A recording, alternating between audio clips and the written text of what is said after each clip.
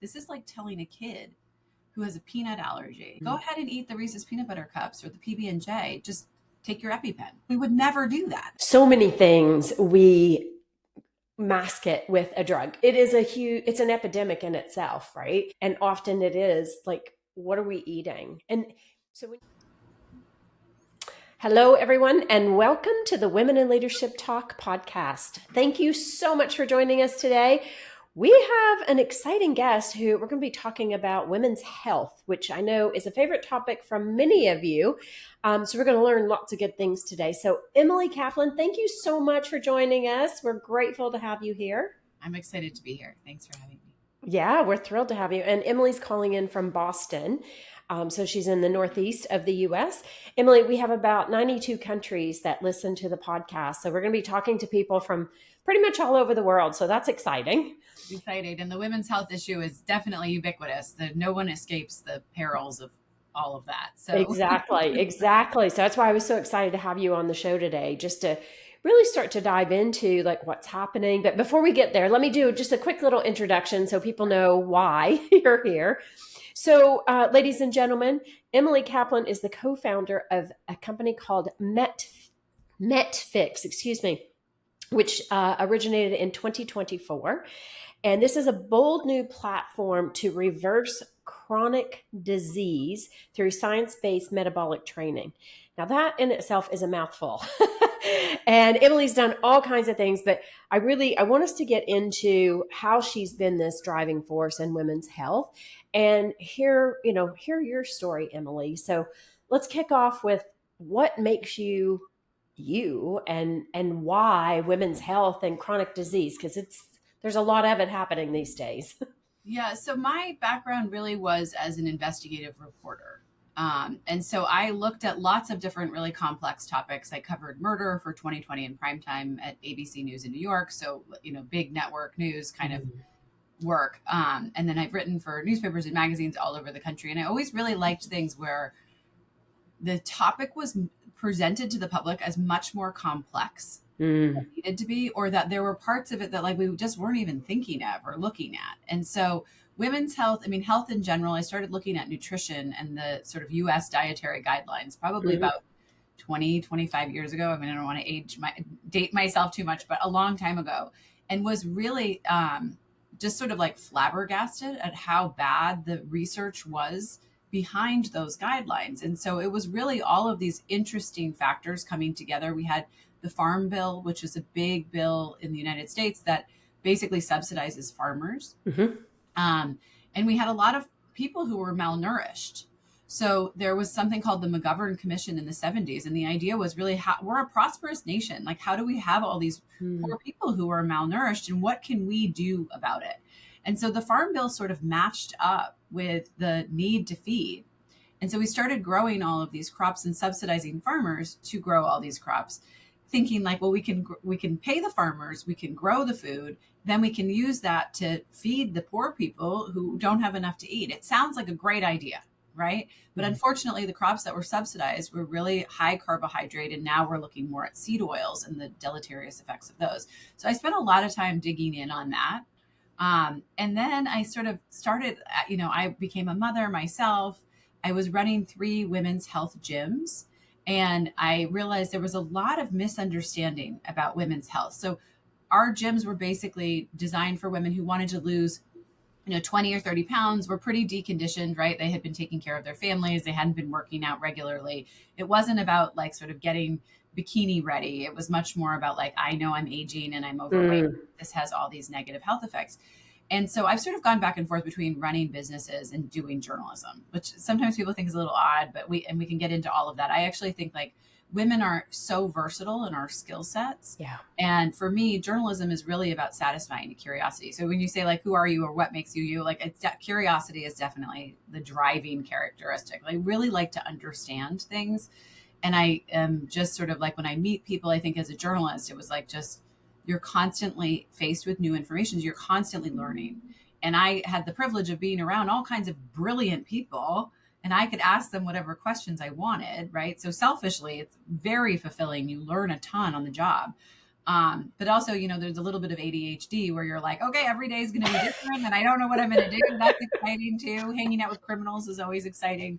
But I think, as far as women's health, the reason that I really started digging into that was because I realized I had all these women in my gyms and they really had, there was no education for them on how does your body, hormonal regulation is everything. Oh my gosh. Yes. Hormones are different. And so this notion that we have the same, we have estrogen receptors in all of our major organs, like that's driving health or illness in large part.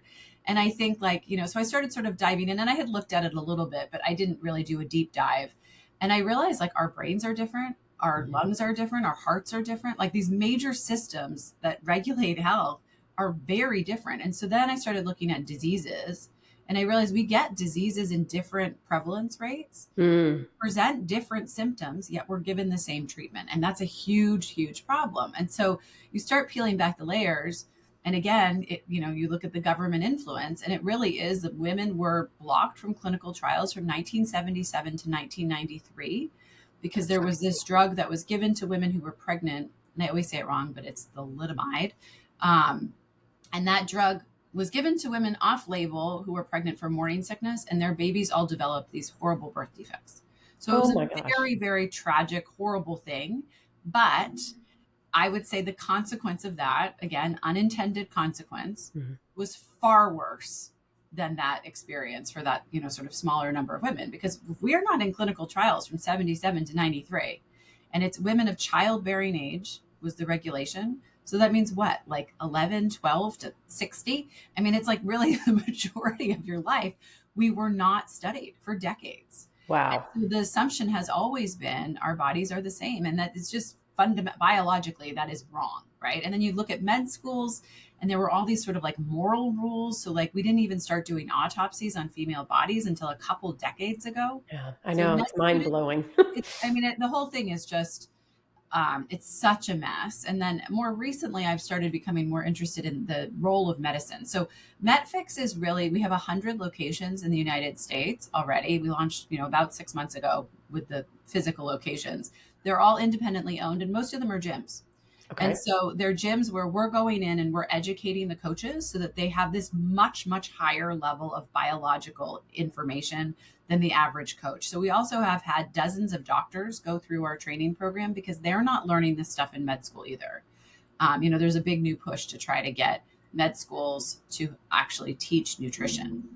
But and this is how these things all kind of go together. So really the truth is that most nutrition, so if you're talking to a registered dietitian, which is who we would all go to for, sort of expert advice on like, I need to lose 20 pounds, they go through a very rigorous program, but it isn't actually teaching them about hormones at all. Yeah. And so part of that is because once you learn what we teach coaches and doctors and healthcare workers, and actually we have a bunch of moms who are now coming, which is really cool because I think you can have a very direct, quick impact with your kids once you learn the right way to eat. But if you take our class, you start learning how the body processes food as energy. And so things like insulin, right? Like when you eat carbohydrates and sugar, your insulin goes up, and insulin is just a storage hormone. So it signals to your body, store this energy. And while insulin is high, you can't access that energy. You get like a quick burst of energy, and then the rest is shunted into your, cells. Now, when those cells become full, what do? They spill over. So you have amino acids that spill into the bloodstream, which is really your triglycerides. So when you go to the doctor, they'll often do your triglycerides to measure that. What they're looking for is kind of like sugar in the blood, right? Now that ends up going and becoming what we all call ectopic fat, which I think really just means fat where it's not supposed to be. Yeah. So it spills out of your, it goes into the blood and then it ends up in your liver or your heart or your pancreas, right? And that ends up being type 2 diabetes or cardiovascular risk. So all of these chronic diseases really come from the same origin, which is this metabolic dysfunction. So we're teaching that in a 2-day in-person class and then charging people to go back to their communities and start sharing that education in a gym environment, in part because it's so accessible, right? There's gyms everywhere and you can have a real community impact. So we have a lot of special populations classes that our gym owners are running. Okay. We're doing it. So we have one, Lori, who's one of my favorite affiliate owners. She's doing one for women in strength. And so it's a special class just for, mostly middle-aged women to come in and learn about the importance of strength training for weight-bearing exercise. We have others that are doing type 2 diabetes classes, because one of the things that we've learned is that if you're sick or you're really overweight, you are not going to go into a normal gym. Yeah. Oftentimes people say, like, I feel like I need to get in shape before I go in. And so we're trying to basically say to that 80% of the country, right? 60% of the country has a chronic disease. 80% of the country is suffering from metabolic dysfunction. So we're trying to say, look, don't be scared to come in. Like, this is what we do. We specialize in it. Our coaches are more trained than even some of the doctors that we're working with, right? So they know what they're doing, and they'll be able to help you get it on a path to health. And some of the origin of that is Greg Glassman is my business partner in this. He started CrossFit. And he knew from the beginning that sugar was really deleterious to health, but they never did any really deep exploration into explaining what that was. And so this is sort of, like Greg's second act in some ways. And he's realized, like, if we really want to reverse chronic disease, which is what we're focused on, we have super fit people who come in and they're doing all the right things to prevent getting it, right? So we're not saying no to those people, but we're really opening the doors to the people who most need our help. And so to get back to the women's health piece, one of the things that I learned when I was running my gyms was that there really wasn't a lot of education about this, that everything that we were doing, telling them to eat low carb, telling them to lift heavy weights in a safe environment. So we did it with just 4 people at a time. Mm-hmm. And it was really cool because basically, like, you'd have we did have some women who were like brides and they were trying to, get down to their dress weight and all that fun stuff. But we also had like 90-year-old women. Amazing. And they would work out next to each other doing the same workouts, but just modified or scaled for where they were. Mm-hmm. And they became these really cool, cohesive communities of strong women going through various stages of life and really supporting each other in and out of the gym. And so I think that's part of what we're trying to recreate with Metfix, and, but really a much higher level of education for people. Because I think, and we have we're doing a lot of online classes also. Mm-hmm. So we have one right now that's on type 2 diabetes that basically gives you the history of how it's been treated. So before the introduction of insulin, low carb was the treatment. Oh, wow. And we introduced the drug and we said, oh, now you can eat whatever you want. And I always say, like, this to me, like, and I actually got in a lot of trouble. I had a column in Boston Magazine where I wrote about women's health. And I did a whole thing on type 2 diabetes because it's one of the biggest risk factors for women, right? Yes. So women are dying of cardiovascular disease, but the biggest risk factor for cardiovascular disease is type 2 diabetes. So you got to get at it earlier in the stream of problems, and you can stop all the effects that come after, right? So I think, and the Boston Magazine column that I had, and they called it a column, I think, because they wanted cover in case there was a lot of pushback. And on this one, I basically was like, this is like telling a kid who has a peanut allergy, go ahead and eat the Reese's peanut butter cups or the PB&J, just take your EpiPen. Like, we would never do that. We would never do that. And you're so right on that, because so many things we mask it with a drug. I mean, it's an epidemic in itself, right? Yeah. And often it is like, what are we eating? And so when you were talking about sugar, I mean, like, I have a million questions going through my head. When you were talking about the sugar, like, even when you look at the food and what is in food, like, the sugar is the biggest addictive drug that we have everywhere. I mean, Canada is a little more strict. The UK is even stricter on, what goes into food, but like, everything has multiple types of sugar in it. Yeah. And so, like, that is a big contributor to this chronic disease that you're talking about. And so, okay. So I get excited about this, Emily. Yeah, no, it's heartbreaking. I mean, I think, when my kids were little, I live in a, very safe, well-to-do neighborhood. I would go to the playground with them and I'd see these moms who had their organic, like, juice Slurpee that had 40 grams of sugar that they're giving a 2-year-old. And they're thinking, I'm doing this right, it's organic. Yeah. But the American Academy of Pediatrics says kids shouldn't have more than 23 grams of sugar all day. Yeah. And so again, it's like, for me, it's all about education, right? So it's like, we told people not to eat fat. And what happened? The fat was removed from the food and it was replaced with sugar. Exactly. And so there still is just that. I mean, I remind myself all the time that I'm in an echo chamber where like people know this stuff, right? And like people are pretty regimented about it. But the average American is eating sugar cereal as their primary food. That has no nutritional value, none, right? And it is causing, reaping havoc in the body. I mean, I think even some of the misnomers of super athletes, people think like, oh, well, if I just work out a lot, I'll be fine. And that's not how the body works. So people like having carbohydrates when they're exercising a lot because it does give you that boost of energy because it's quick access to the glucose, right? The glucose gives you energy, but then you tank. Yeah. So if you become a fat adapted athlete, if you're like a keto athlete, you don't have that crash. And it takes a while. So like I have had, top tier athletes say like, should I try keto? And I'm like, don't do that switch right before a competition or a race, because truthfully, it takes a while for your body to switch over. You're switching over into being fat adapted, meaning that you can access the fat on your body as energy, which is how we were designed to operate. And then we'd have fruit or some, maple syrup or some sort of very low quantity couple times a year experience where you'd get this quick burst of energy, but it wasn't the mainstay of your diet. I mean, you just have to think of like what was available 100 years ago or 200 years ago, right? It just wasn't there. And so, but athletes are really interesting to me because they really push back like, no, I need carbs. And what you learn in, basic biology is that actually carbs are a non-essential macronutrient. You need fat. It lines every cell in the body. It's hugely important to the brain. And you need protein. It's the building blocks of all your cells and your muscles and all these things. You do not need carbohydrates. But when you're dependent on them, then you feel horrible. Yes. Right? So, that's what I was going to say. So you have to coach people through. Like, I mean, I actually just recently went carnivore because I feel like it's, the most extreme.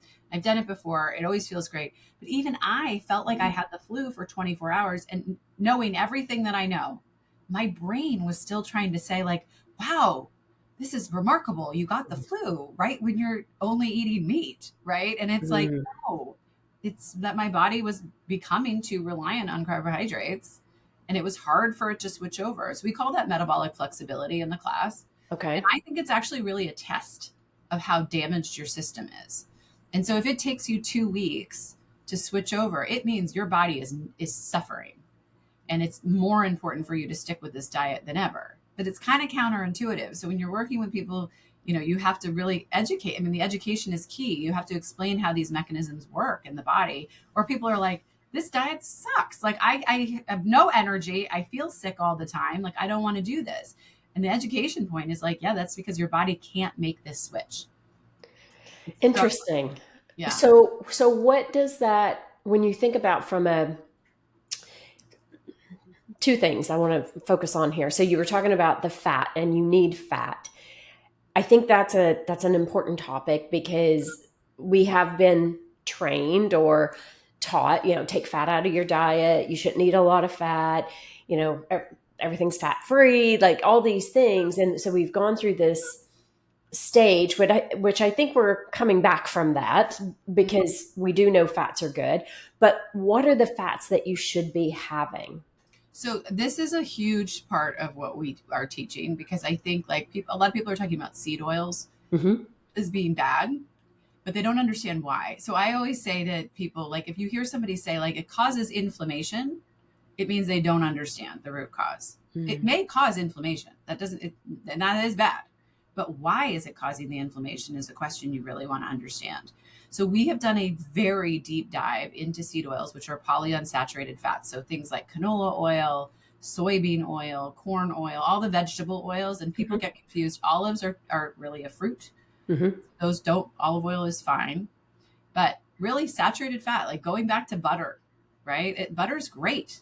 It's and I think part of the reason that we have so much of this influx of seed oils in our marketplace is because they're really cheap. The farmers are subsidized. So they're incentivized to make the product. And I mean, even like a couple years ago, probably a decade ago, when I started looking into seed oils, I went to Whole Foods and said, do you guys have any prepared foods that don't have canola oil? I have an allergy to canola oil. And the guy was like, let me check. And he comes back and he's like, sorry, man, we really don't. And I'm like, you don't have anything that doesn't have canola oil. I'm like, why? Is it just because it's cheaper? And he said to me, no, it's also because the other oils congeal. Mm. You put them in the glass case, they look green or it looks hard, right? And then it's not appetizing. People don't want to buy it. But those oils are really bad for you. And so basically, what we explain is that there's something called reactive oxygen species, and it's a signaling molecule in the body. And it's a satiety signal. So it's basically, it allows your body to know, are you full or are you not full? And when reactive oxygen species, which we call ROS, is low, it tells the cell that you're not full. So when you're eating a lot of seed oil, your body's like, I'm hungry, I want more. So when we combine that with high insulin from the carbohydrates, you've got a storage hormone trying to shove everything it can into the cell. Now, if you didn't have the seed oils, the cell would eventually say, stop, I'm full. Yeah, that's Right? enough. And you could keep eating, and that's when the cell spills over and we have all these negative effects that lead to chronic disease. But when you introduce the seed oil, what you're saying is, I'm not full. Mm. And so I always say in our class, there's this company, I should like work with them to get some sort of sponsorship. I do not have any partnership with them at all, but they're called Vandy chips. They're potato chips that are cooked in beef tallow.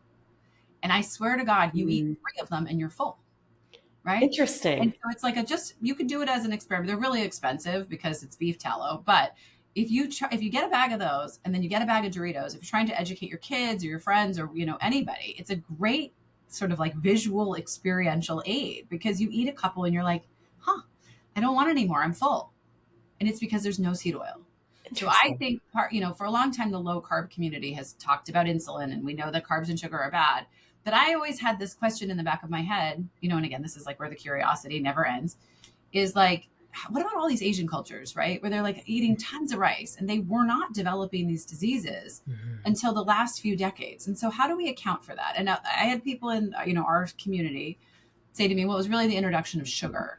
That sugar was just this higher response rate. And that makes some sense, but it still didn't solve for it. But you look at through history, the advent of seed oils in those cultures, and you see all the disease. And I think it's because the cell is saying like, I'm done. I can't hold anymore. But the signal to the brain is saying, nope, keep eating. And so there's a lot of really interesting stuff on this that's just not commonly known because there's a lot of industry influence. So like going back to the sort of investigative journalist, and the Broken Science Initiative is what owns Metfix. And so that's sort of like our parent company. And we have a medical society, and that medical society is about 50% doctors or healthcare workers and 50% patients. And so it's a lot of people who are really want to be educated on these things and want more rigorous training. And so we have like the world's sort of leading experts on metabolic health twice a month give a webinar. And if you're a member of the medical society, you can join those calls and ask those people questions. And so there are big authors, researchers, doctors. I mean, a lot of them are quite famous. And then you also have a resource library, so you can access all that stuff later. But I think, one of the things that's interesting is like just how many people have no idea, right? And so the saturated fat just got such a bad reputation. And that was really the American Heart Association started pushing that out.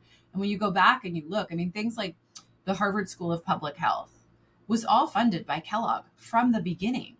So you really can't tease apart like what is good science around these things and what is not, because the outside influence has been, they're funding everything. Well, and I think that's the challenge to your point, like, because people get so confused and they also want to go for what's easiest, right? Yeah. Like what's something we can just grab, right? I like my kids never grew up on pop or soda, depending on where you're from, it's called certain things. But when I'm traveling and I see these young kids drinking like massive liters of pop, and I'm like, oh my God, that's like all sugar. Yeah. But it's like once you start it, you can't stop it, right? It's an addiction, really. I don't know if you're familiar with Chris Palmer, but he's a psychiatrist who was working at the Harvard big psychiatric hospital here in Boston.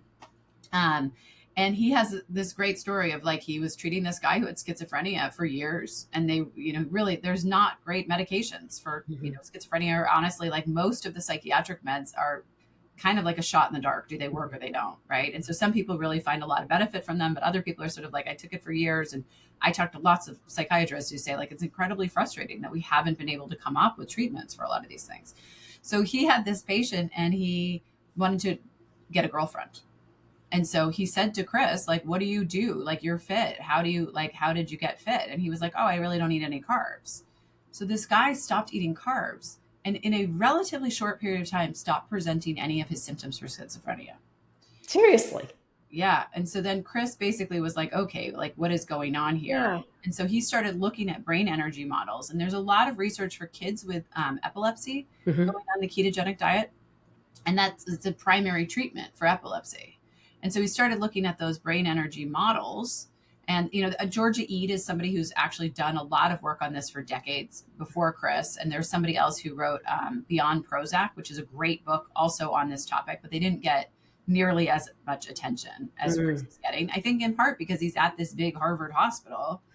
And so he started doing it with other patients and saw the same thing. And now they're running treatments for kids with anxiety and ADHD, bipolar. I mean, all of like literally the gamut. They're sort of like, what is this? And I think, we teach this in our class, but it's like the body dictates the mind. Anybody who thinks it's the mind dictating the body, it has it backwards. And I think like we want to give all this power to the brain, but the brain is an energy system. Our whole bodies are just energy systems, right? And so if you're not accessing energy efficiently and you can't sustain the energy, your mind starts to go. And so Chris said to me, I had dinner with him a little while ago, and he was saying, he's starting to rethink about schizophrenia as just early onset Alzheimer's, that the symptoms are the same, right? You become paranoid, you become disassociated, you can't remember things, everything is scary and overwhelming. Basic bodily functions become difficult for you to control. Mm-hmm. And it's that, we call Alzheimer's type 3 diabetes because it's a brain energy thing. And going back to the women's health piece, 2/3 of Alzheimer's patients are female. Mm-hmm. And for a long time, we women were told it's because we live longer. But actually that was like so lazy because we're not getting Alzheimer's after we've outlived the average male with menopause. And so there's a lot of interest around menopause right now. Unfortunately, I think there's a lot of influencers who do not understand the biology piece. Mm-hmm. And there's so many treatments and supplements being pushed on women, these sort of like online prescribed estrogen or whatever. And I get it. Like my mother, on a personal level has had so many breaks, like her bones are just so brittle, and she had cancer. So she had a hysterectomy when she was 50. So she went through menopause like overnight, right? Oh, wow. Yeah. And then was told not to take any hormones because it was an estrogen sensitive cancer, right? And we had this women's health initiative, which was looking at hormone replacement therapy. And, again, going back to the broken science piece, I do a lot of these explainer videos on YouTube where I explain statistical tools that aren't so complicated, but that people don't understand. And one of them is relative risk versus absolute risk. So what happened with the Women's Health Initiative was that the press reported on relative risk. And so that actually is meaningless if you don't know the absolute risk. So you want to know okay, what's happening in this relationship of these two populations? You also need to know what is the prevalence rate of this? And then you can come up with some risk factor for how risky is hormone replacement therapy. And that was done, but it wasn't reported. And so instead it went, I don't want to get the numbers wrong, but let's say it went from 6 women to 12 women who were in the hormone replacement category developed cancer. So it was an increase of, let's say 6. That may not be accurate, but it's that small. But what they said was it was 100% increase because they're just comparing the 6 and the 12 out of 100,000 women. So the absolute risk was nothing. And this is what a lot of people, Marty Makary just had this whole, panel on women's health that HHS is trying to do some of this work and get funding for it. But it's what, that's such a disservice to women. Oh my gosh. And it's the hormone replacement therapy is for your bones. It's for your muscle. It's for your brain. It is skin, biggest organ we have, everything.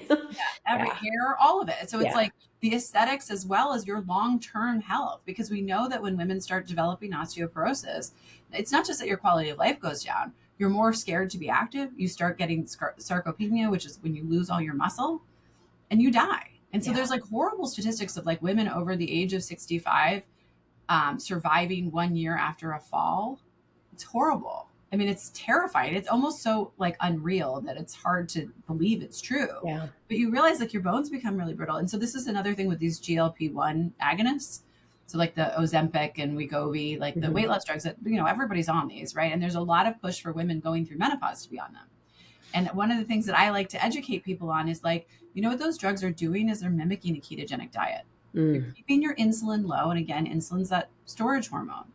And if your insulin's low, then you're not storing all of this energy. You can access the energy.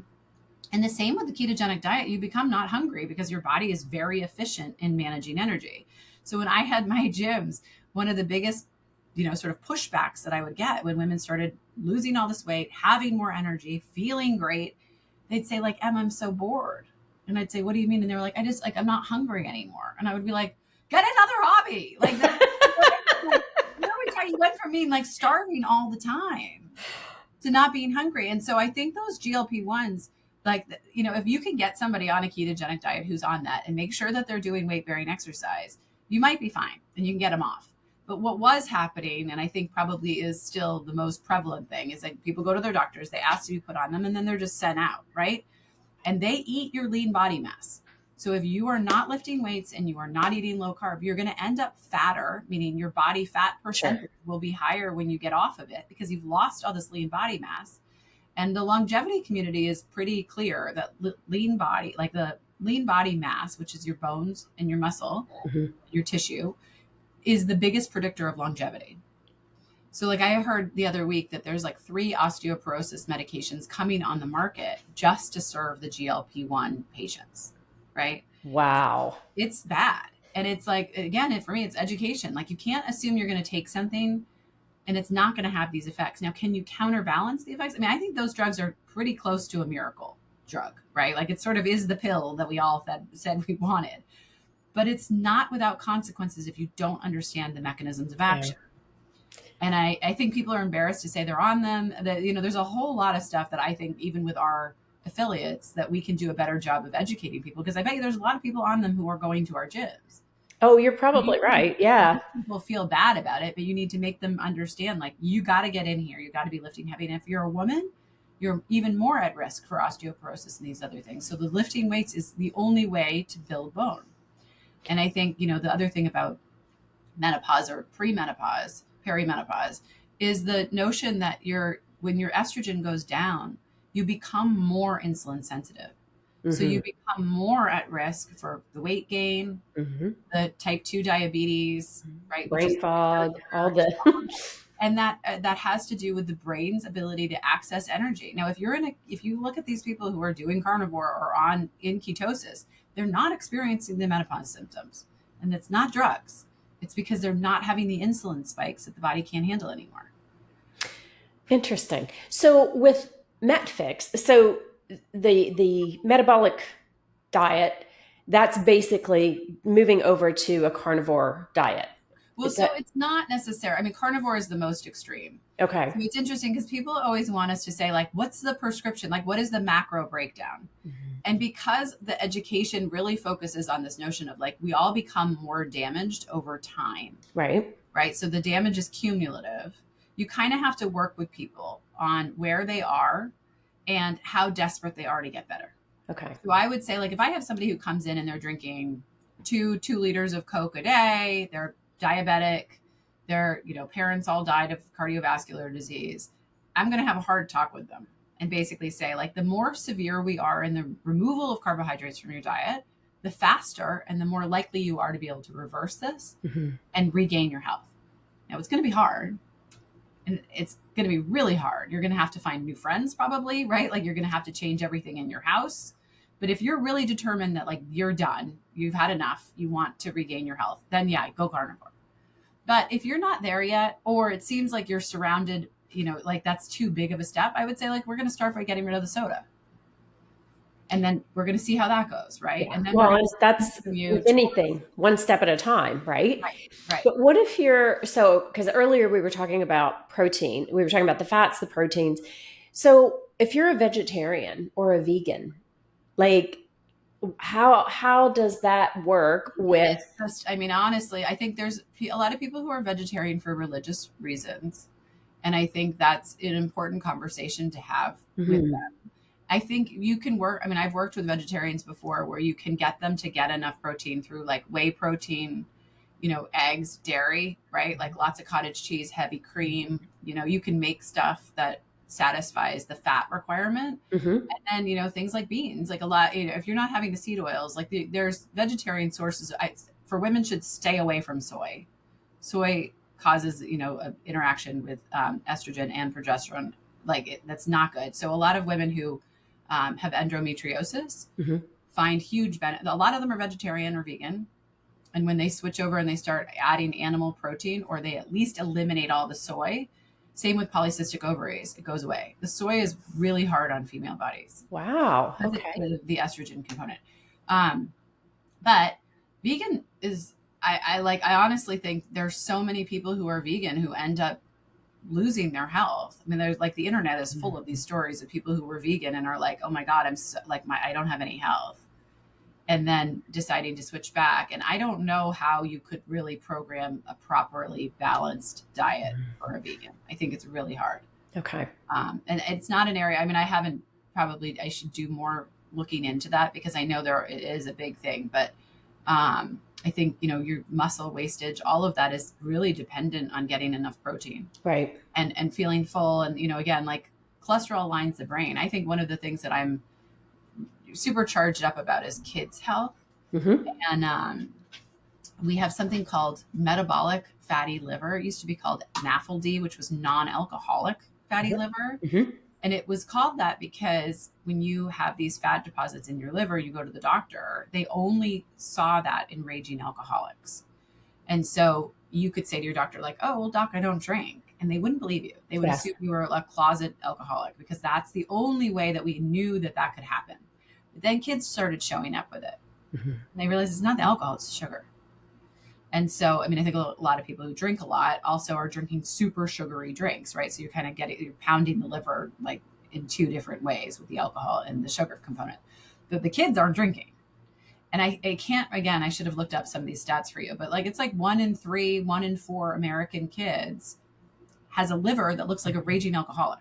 That is a huge problem. It's also an obvious precursor to type 2 diabetes.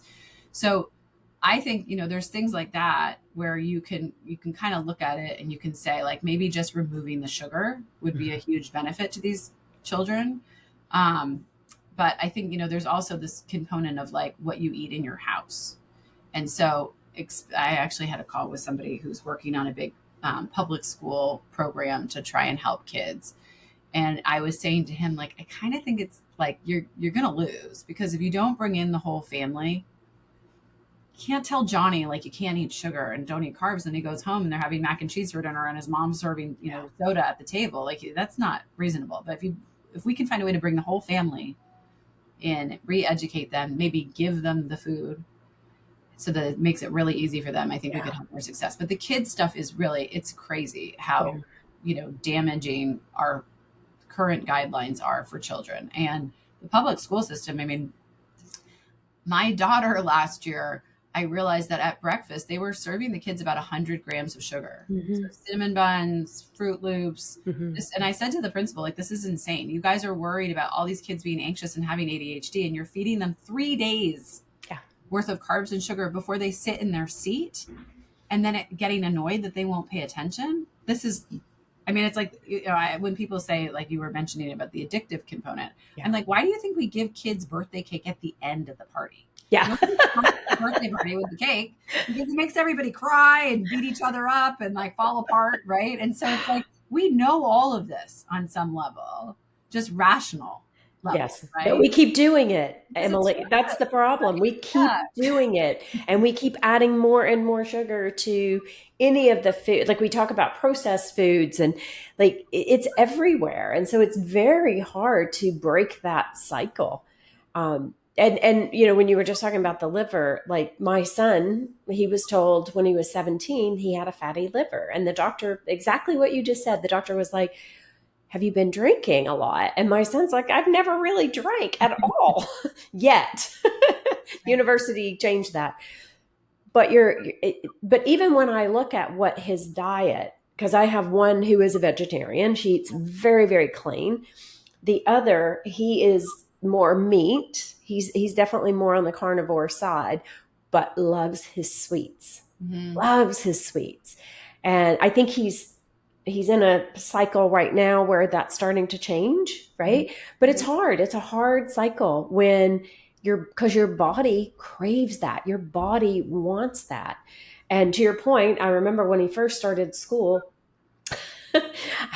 I for 2 years, like everything was made like vegetable, like it was very, very clean eating. And then when I put him in school into like, it was a daycare kind of school, I remember him coming home and telling me that he had had honeycombs. And I was like, what? And he was like, well, they give us honeycombs. So, like you, I said to the woman who ran the facility, I go, why is my kid getting honeycombs? Like, we don't eat that.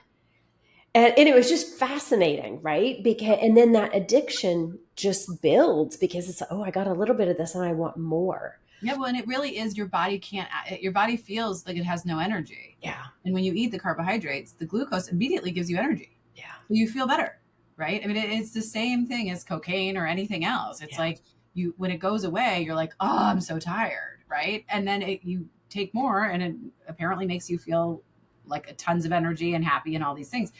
Sugar is the same exact function. Yeah. And some people say it may even be worse, but it's about energy, right? And so it's not about the body's craving energy. That's what it's not craving sweets per se, right? And so I think, what's interesting is that like, my husband felt like he grew up in a family that had just tons of sugar, tons of, processed foods, not a lot of home cooking.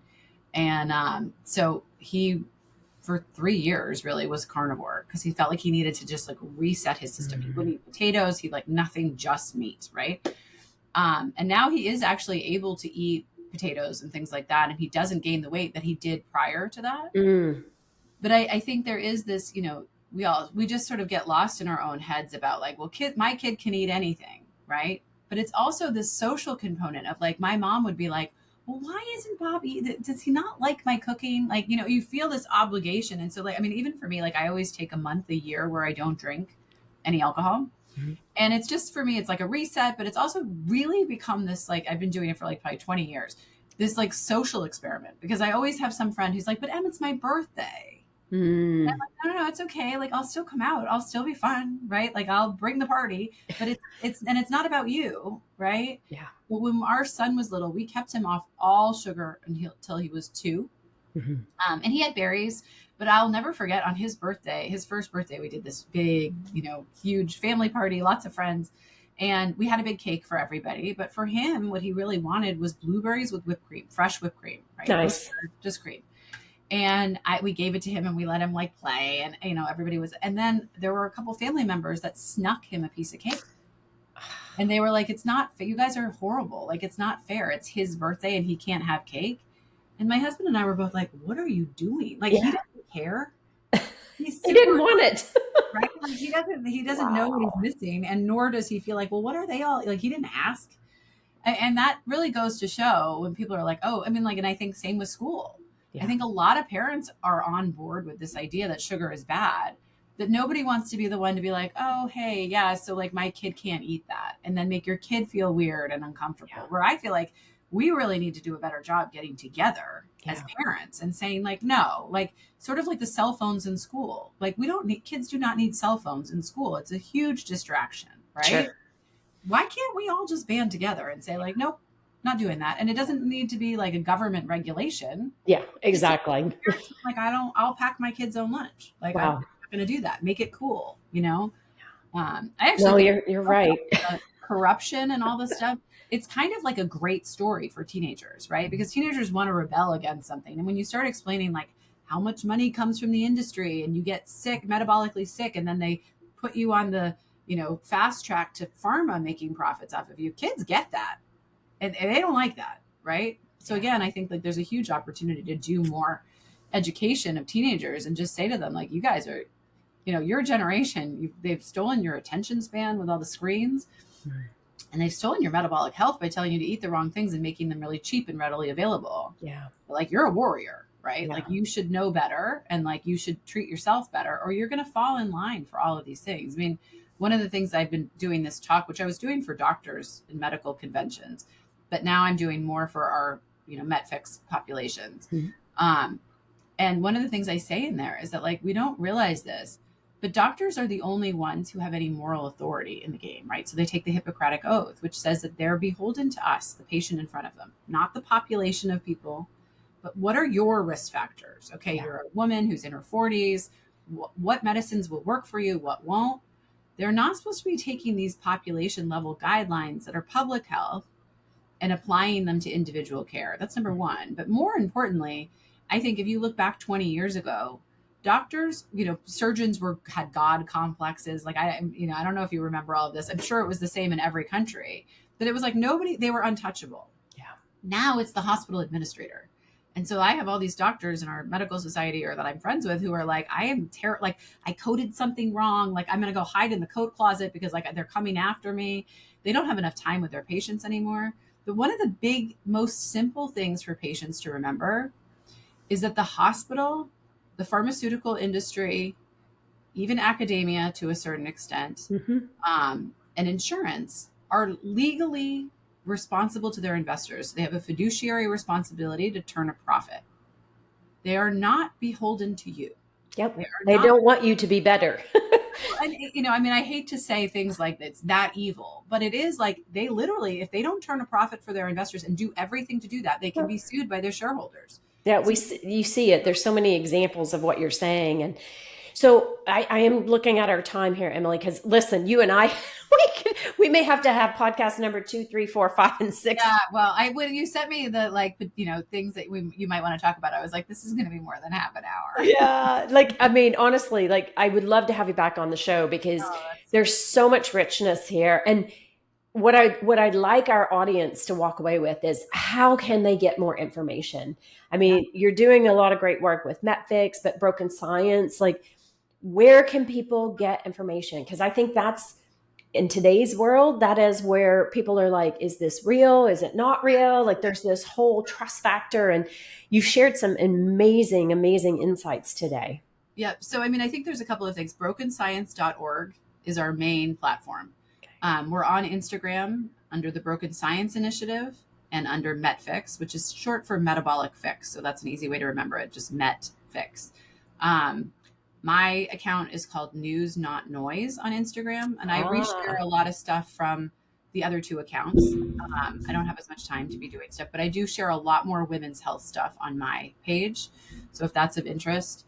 But on brokenscience.org, we have courses. So the women's health class, it's all very well. I was an investigative journalist, so sourcing is really important to me. On our YouTube channel, we have a lot of talks that Greg has given, that I've given. And the talk that I was just referring to, I always say at the beginning, my slides are really overwhelming. We don't have to look at all of them, but they're there because I know what I'm saying is overwhelming. And I want you to be able to go and look up my sources, right? I wish more people did that because I think, again, you look at some of these female menopause influencers and they're just saying stuff that you're like, that is literally biologically impossible. It doesn't, but they don't give any of those. Say the study came out that said, and it's could you cite the study, please? Or there was a big one who I don't usually have time to get involved, but she was posting this whole thing about, and I'm not going to remember what it was, and I probably shouldn't call her out publicly, but I was like, I need to look up that study because that doesn't really make any sense what she's saying. And it turned out it was a study of 4 people over 10 days. And it was trying to make some big conclusion that I was like, no. We might be able to say there's not an association or we need to do more research. So, the Broken Science Initiative YouTube channel definitely has a lot of these background videos where you can learn what are medical tests and what are the most important questions that I should ask my doctor. I really try to be as useful as possible so that people can walk away and apply the information. I'm not going to send you to go read some book or do some other thing. You should be able to watch those in 5 minutes and get something out of them. Nice. And then Metfix, we have locations all over the country. So I think, that's, and we're adding, about 10 a week on. We just launched in the UK and the EU and Canada. So nice. You can go to metfix.org or through brokenscience.org. It can redirect you to metfix.org. We have these 2-day seminars that are open to anybody, right? And so same with the medical society. People often are like, oh, I'm not a doctor. It's tons of patients. And those all have forums in them. So when people have special interests or things that they want to talk about with any of these experts or our medical community, they can start a forum. And so it would be a great place to get a bunch of moms to come in and say, like, what did you do about your kids' food program? And I Mm. really hope that as we grow, becomes a strong community, because I think the group that we have now is very strong and everybody's really active.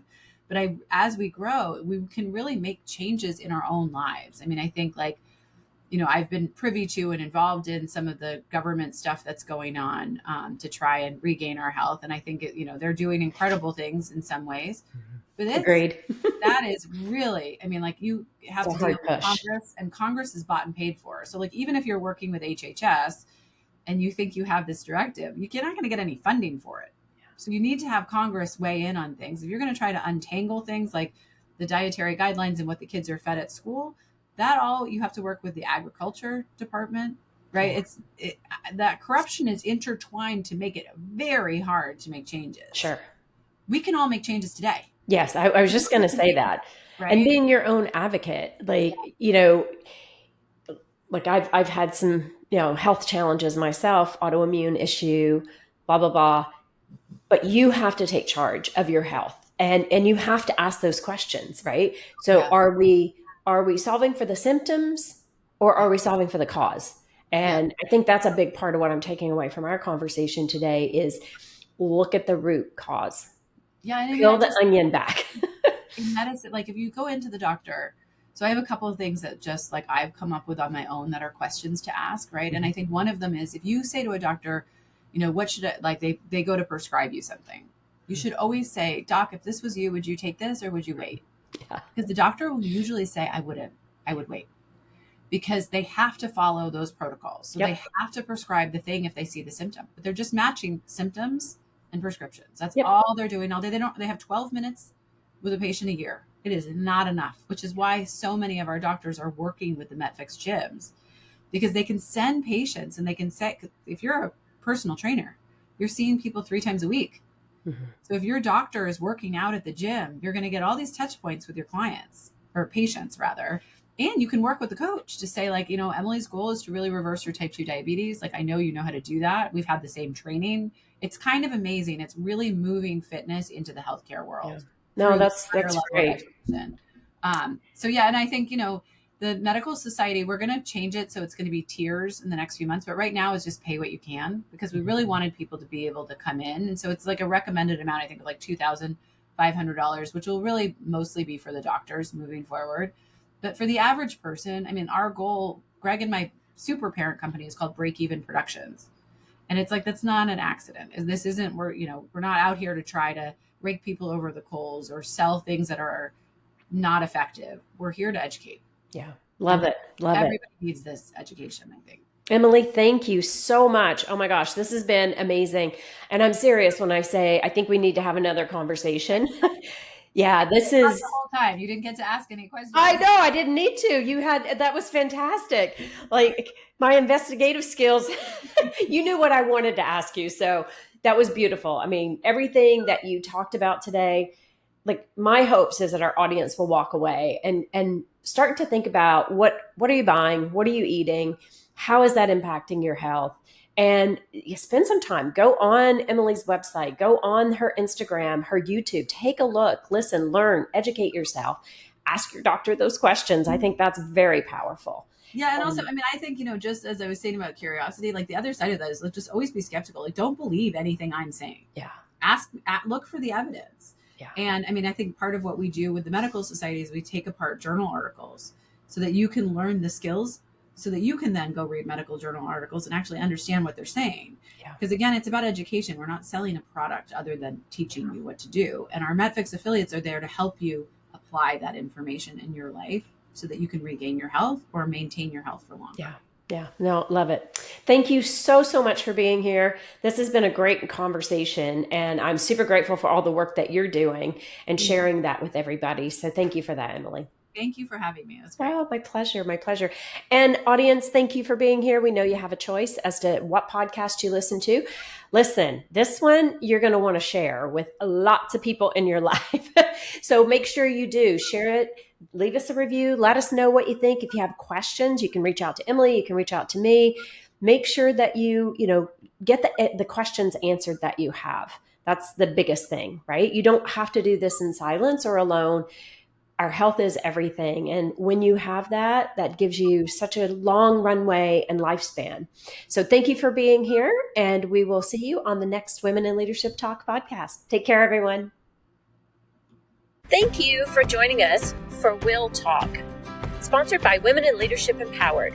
To learn more about our programs, please visit www.willempowered.com. We look forward to seeing you in our community.